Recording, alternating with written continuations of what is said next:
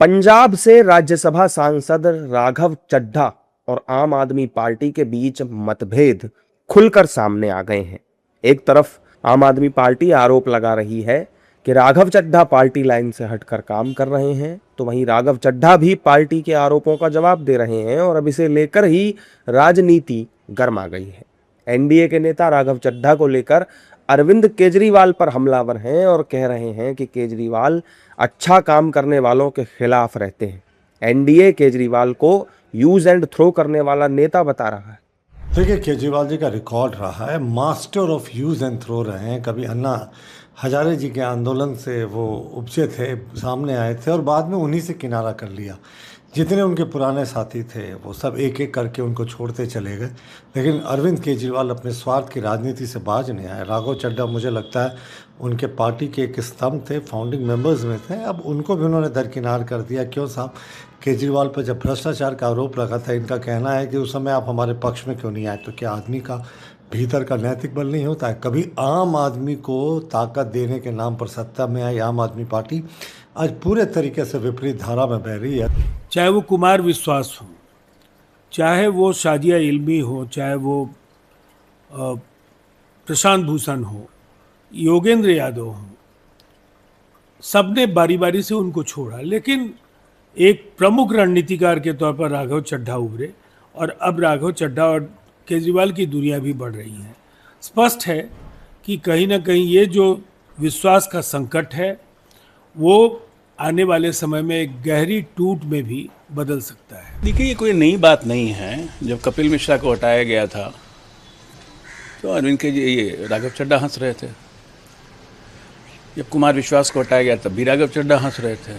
अब राघव चड्ढा को हटाया गया है तो बाकी लोग हंस रहे हैं।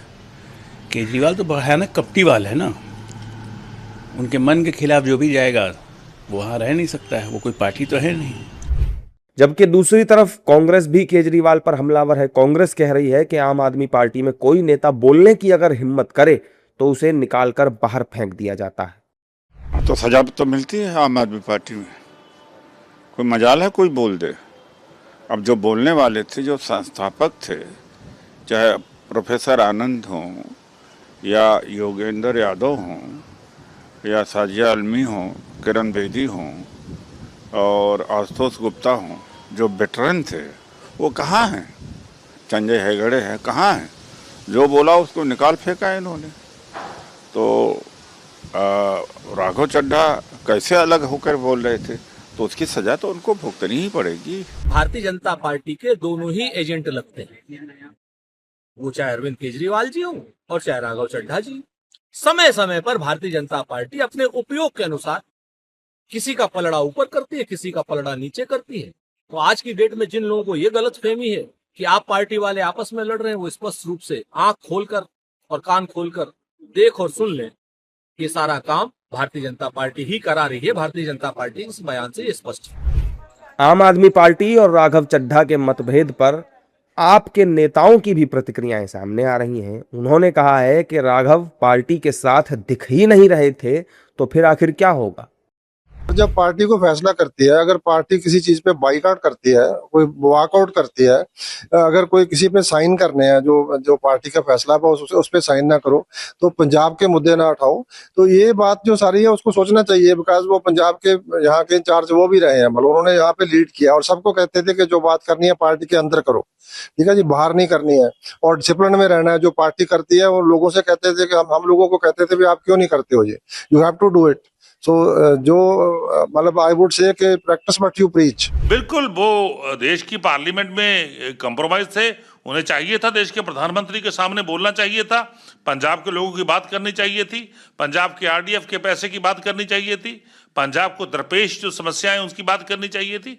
पूरा देश जानता है कि पंजाबियों के साथ, पंजाब के साथ भारतीय जनता पार्टी बहुत बड़ा धोखा कर रही है। तो कम से कम उस धोखे के खिलाफ, उस षड्यंत्र के खिलाफ तो राघव चड्ढा जी को बोलना चाहिए। तो वो चुप क्यों रहे? ये उनके चुप रहने से पता चलता है कि कहीं ना कहीं वो कंप्रोमाइज थे।